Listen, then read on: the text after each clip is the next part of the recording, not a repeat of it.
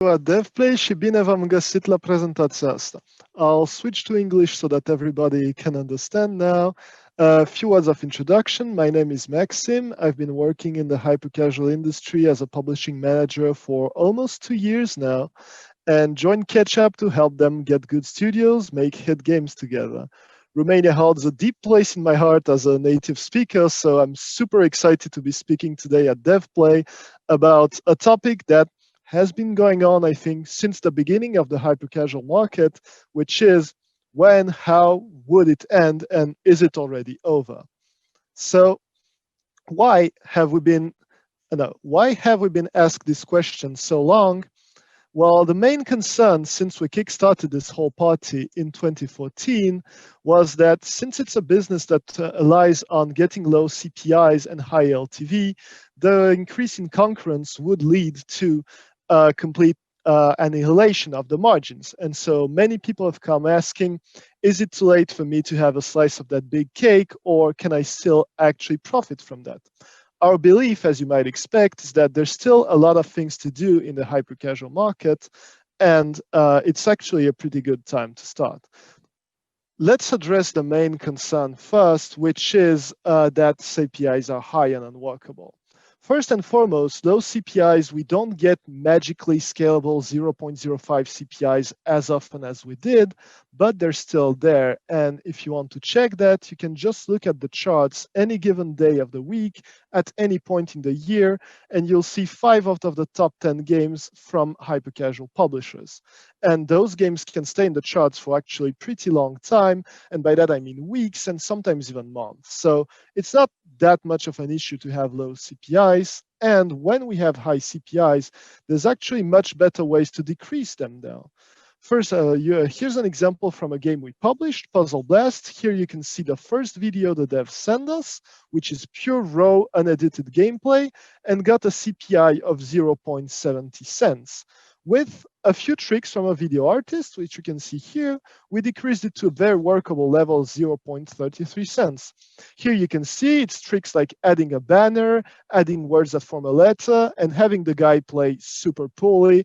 That works well all the time because you're so frustrated at seeing this guy do badly that you just want to download the game and get playing yourself. Then it would be still foolish to say the market is the same as in 2014. It has been evolved to what we like to call the deep hyper-casual. And what does that mean? It means on one part, much deeper gameplays, and on the other, much smarter monetization. Let's start with the gameplays because that's the part that's the most noticeable as a player. The main things you'll see is gameplays have got way deeper. If you remember the very first game that made it as hyper-casual hits, and I'm talking ancient stuff like Doodle Jump, like Flappy Bird, they were all about mastering a very hard gameplay, very punishing, and getting to the top score. So many, many ways to fail and one key way to win. Now, I would say the main bottom line of new hyper-casual hits is, on the contrary, don't find for ways to make the player fail, give him several ways to win the game and to win it well. And for that, here are a few examples.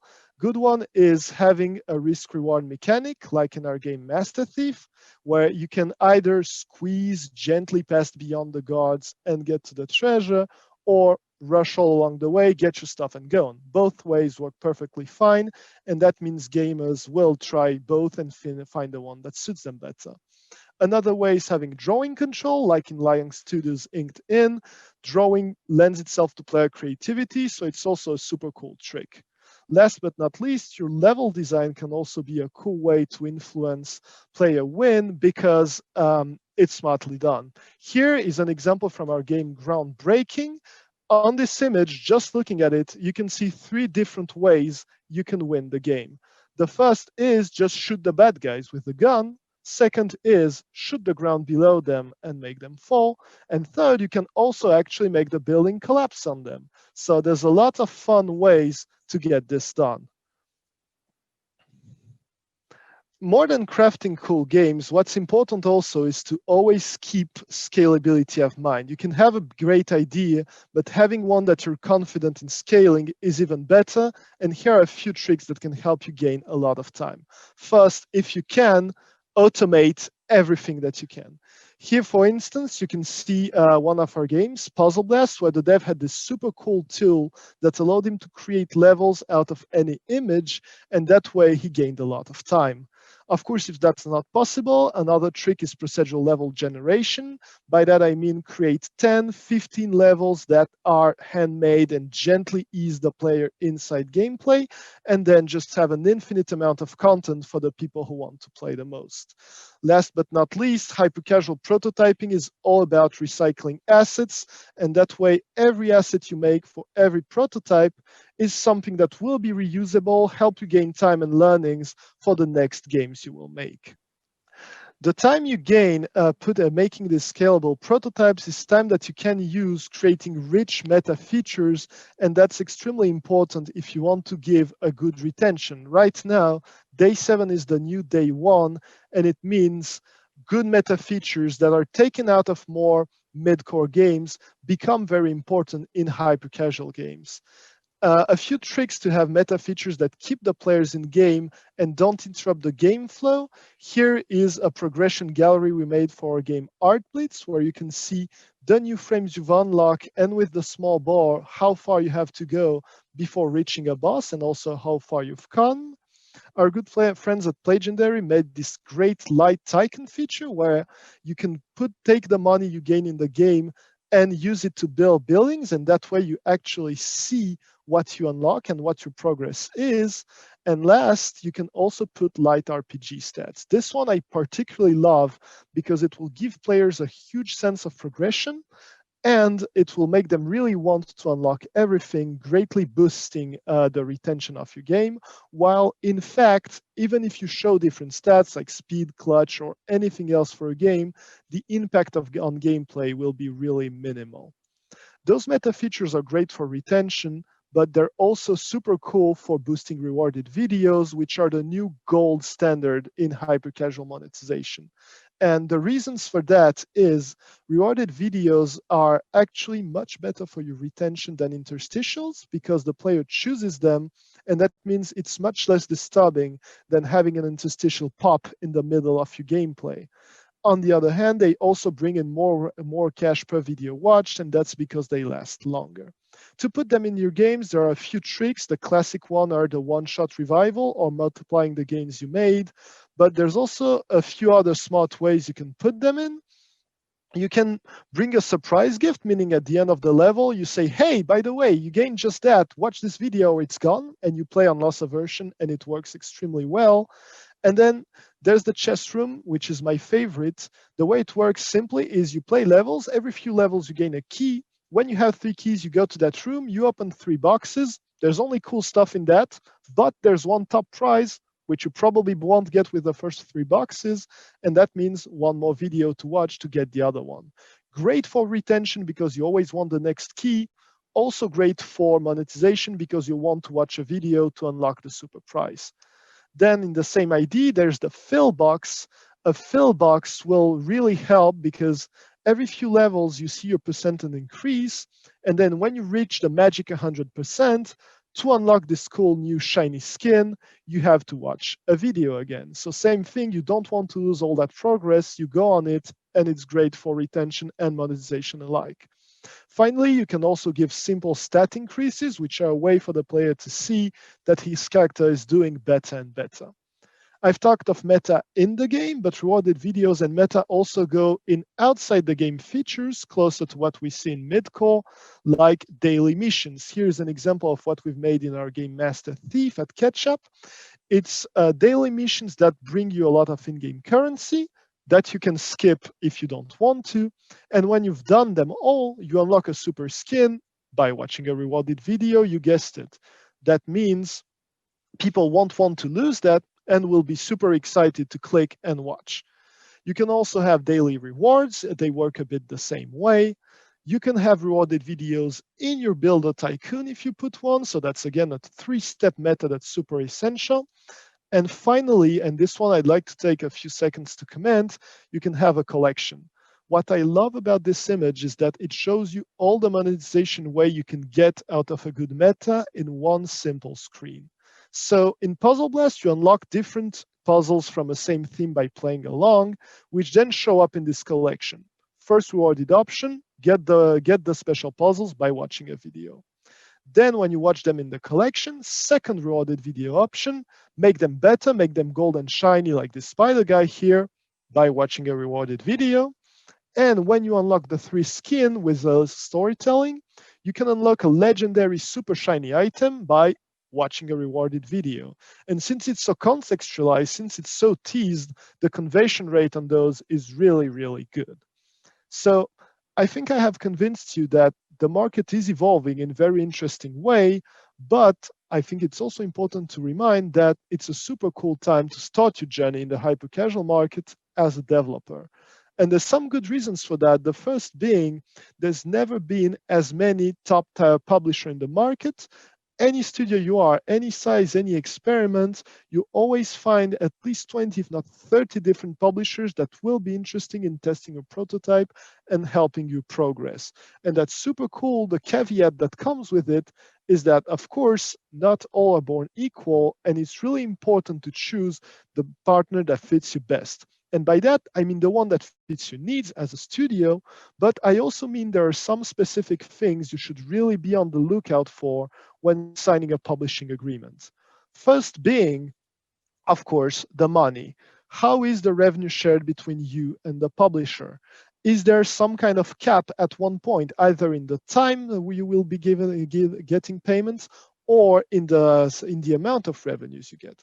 Working at Ketchapp, I can assure you, games that have been published 5-6 years ago can still bring 5 figures revenues every month. So if you can, try not to sell a game short by getting a good rev share. Of course, if necessary, you can also try to get an upfront payment, but those can come with our rev sharing. So really discuss this point thoroughly when signing a publishing agreement. Then there's the transparency on all the relationship aspects. You want to make sure that every critical point is covered by a contract that's clear and doesn't get any weird stuff. Are you protected against copycat? And if your game doesn't pass the first test, if the results are not there yet, are you free to do what you want with it? Or is it stuck for a certain time with that publisher?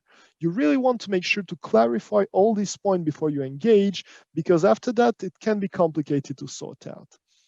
Last, but definitely not least, especially in my opinion, you really want to look for a publisher that cares for you and wants to help you grow as a studio.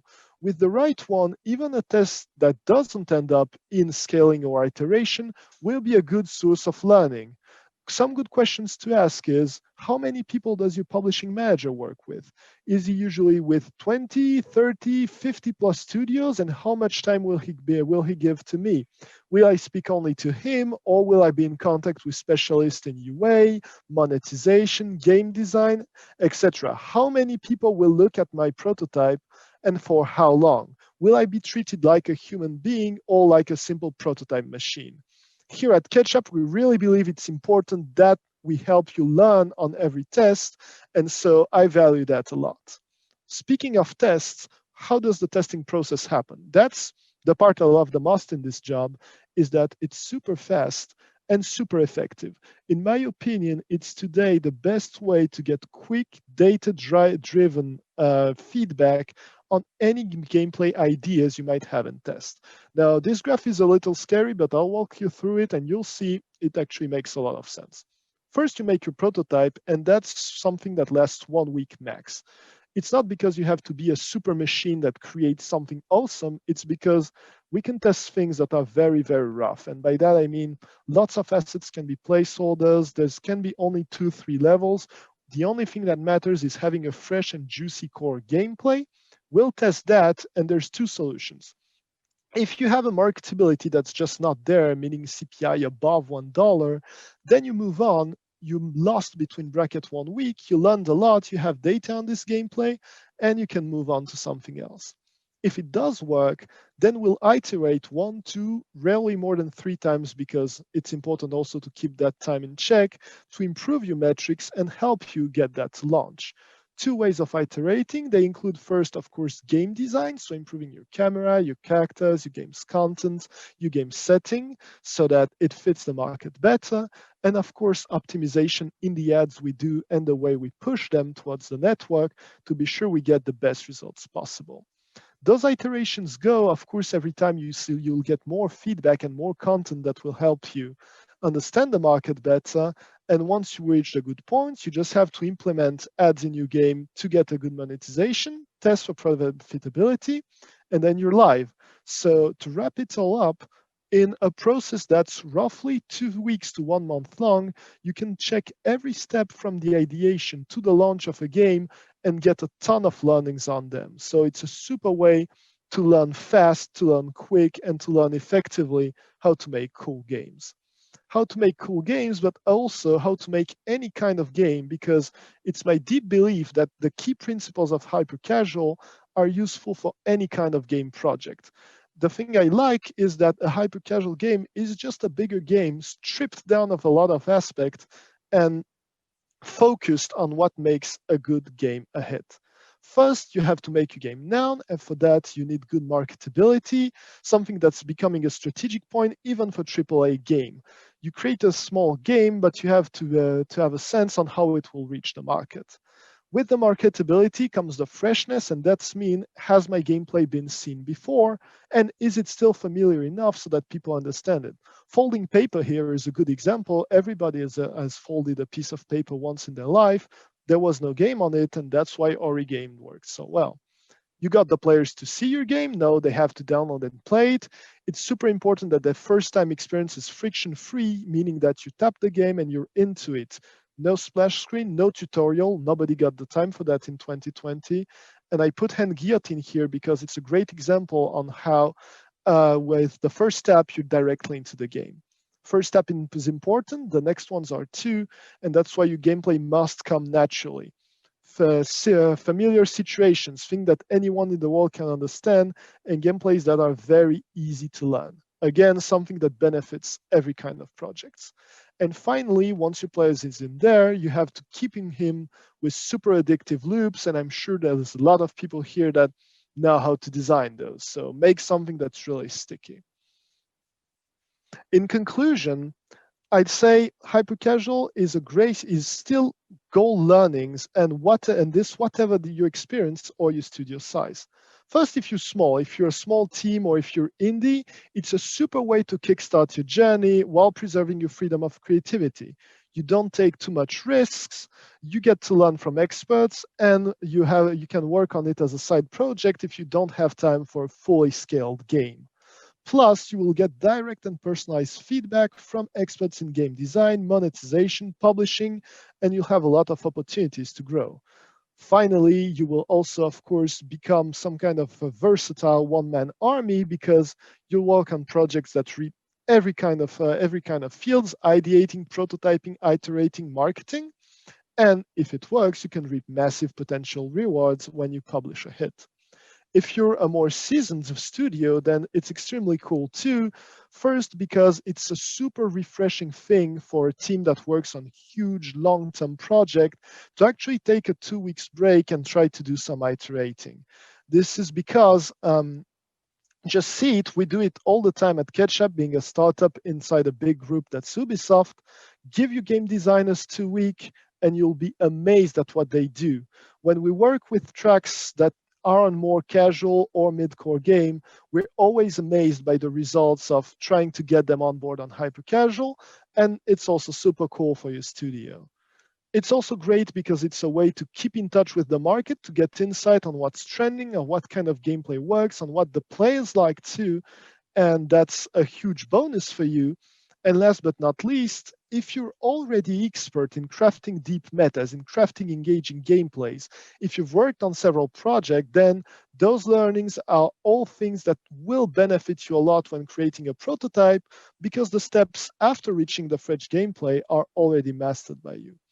I hope I convinced you that it's a great time to getting started into hypercasual. If you want to get in, well, feel free to contact me or our head of business development, Samy Guillemin, at our Ubisoft mail. And of course, I'm here to answer all your questions. Thank you very much.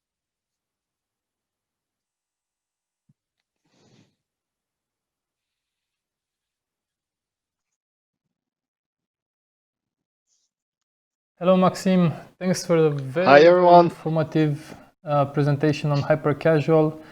So, like I said, I think this is a rising trend, maybe still relatively new in Romania. So I think there's maybe an opportunity here.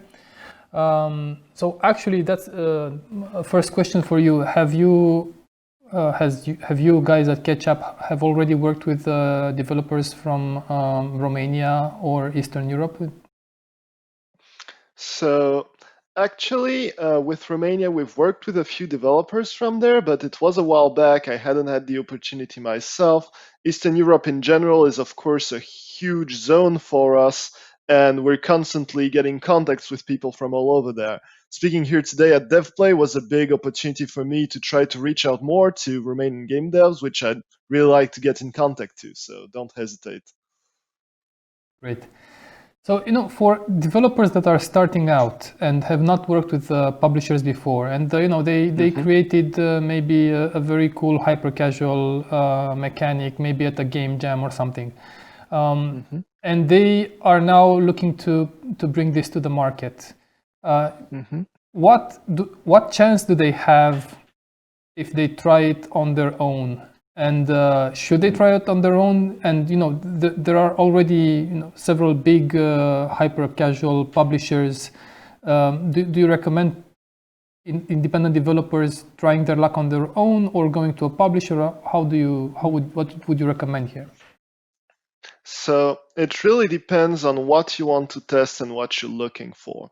You can test on your own with a relatively limited budget, but the hard part will be you won't have much information to compare yourself to. First, you'll know what your game's metrics are on social networks, in analytics, but you won't know if it's good or not and what's the average. So for that, first, I think getting publisher information and contact is extremely important.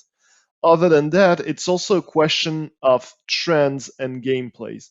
What what a publisher can bring you is a lot of time gained by telling you soon if your mechanic, if your gameplay that you've created has potential or has already been seen and tested, because that's really the big fear you can have when testing on yourself. It's that even without you knowing it, because the market is so big and teeming with prototypes and games, you're actually doing something that someone has done before, and so it's going to be extremely hard for you to compete against these existing games. So I'd say testing with a publisher will bring you those. A lot of market intel. If you're relatively new, especially a lot of coaching on what works in hypercasual, gameplay-wise, graphics-wise, a lot of coaching and information too on how to develop for hypercasual, because it's quite different from more regular game making. You don't have to make a super shiny, very polished prototype to send to a hypercasual publisher. A simple core gameplay loop suffices, and that's a big change too. And for fourth and foremost, also consulting and help on the monetization side, on the benchmarking side, and yeah, a lot of feedback from many people that care about your game. So for all these reasons, I recommend testing with a publisher, even actually testing with several one if you want. It's really important to me that you get as much info as you can if you want to kickstart your hypercasual journey. Cool. And what is the best social media platform for promotion for hypercasual? And we have Facebook, Twitter, Instagram, TikTok now, YouTube, Reddit. What are your recommendations? What works best? Okay, so there's no absolute best platform, meaning that we as a publisher, when scaling a game, go on all of them and try to get the best results. But as a benchmarking tool for a first test, I really recommend you stick with Facebook for two reasons. The first is it's the overall industry benchmark, so it's results that you'll be able to share easily to anyone and anyone will understand them. The second one is a test on Facebook gives you access to actually three different networks: Facebook, Instagram, and Audience Network. And so you can already have a pretty good idea on where on these network your audience is located. Is it more a Facebook audience, an Instagram audience, or does your game appeal to more gamer people, and then is your budget spending in the audience network? All right, and the last question on budgets.